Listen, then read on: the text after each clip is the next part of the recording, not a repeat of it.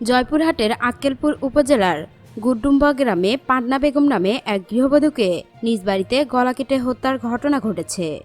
এ ঘটনায় জিজ্ঞাসাবাদের জন্য নিহতের স্বামী সিরাজুল ইসলামকে আটক করেছে পুলিশ। বুধবার সকাল 10টার দিকে আক্কেলপুর থানার ভারপ্রাপ্ত কর্মকর্তা ওসি আবু বকর সিদ্দিক হত্যাকাণ্ডের বিষয়টি নিশ্চিত করেছেন। গুড্ডুম্বা গ্রামের বাসিন্দা সেলিম হোসেন জানান, মঙ্গলবার রাতে সিরাজুল ইসলাম গ্রামের মসজিদে শবে বরাতের নামাজ পড়তে যান।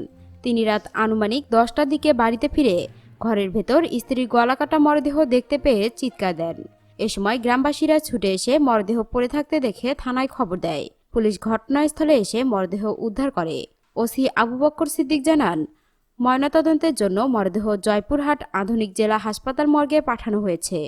এ ঘটনায় গৃহবধূর স্বামী সিরাজুল ইসলামকে জিজ্ঞাসাবাদের জন্য আটক করা হয়েছে।